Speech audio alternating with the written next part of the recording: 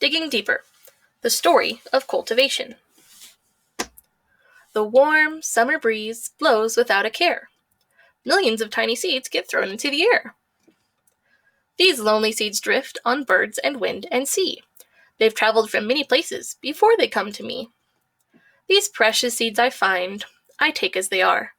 They've come from all different forests, near and far.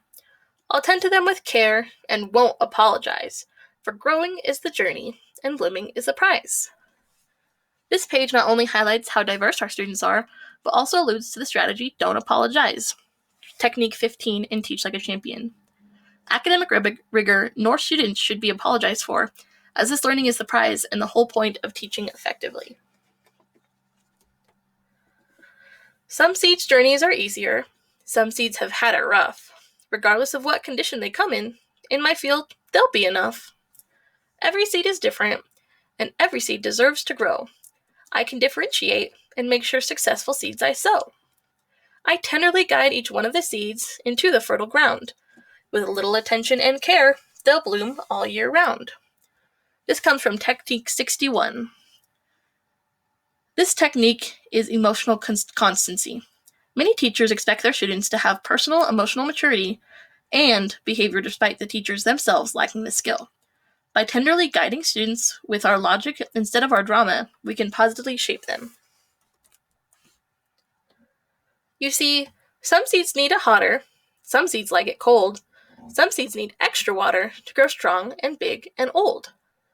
As the gardener, I must begin with the end design in mind, for poor planning, or not at all, leaves many seeds behind.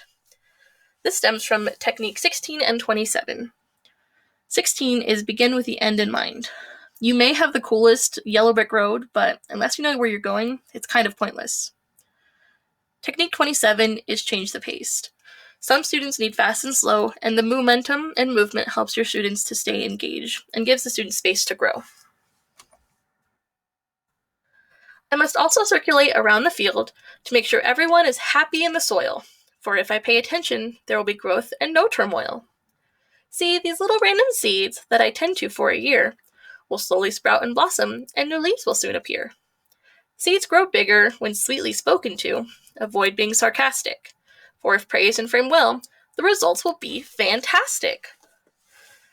These techniques are 24 and 59 from Teach Like a Champion. Technique 24 is circulate. This is a behavioral technique. Just your proximity can help curb any behavioral issues that may arise. Technique 59 is precise praise. We must reinforce actions and not traits. Gardening isn't about making seeds perfect or confining them to rows. The goal is to cultivate their environment to give them the best chance to grow. This comes from engineering efficiency, which is Technique 48 in Teach Like a Champion. We have to set procedures to maximize time, because our students' time is important, and so is that learning time. So as a gardener, read and improve and find effective techniques to employ. For if you do, you'll have a luscious garden and always will cultivate joy. My favorite technique in this book is the joy factor, which is Technique 62. We have to celebrate the learning as we go. Just as a gardener doesn't only enjoy the fruits of their labor at the end of the season, but they enjoy the gardening and all of the processes in between. The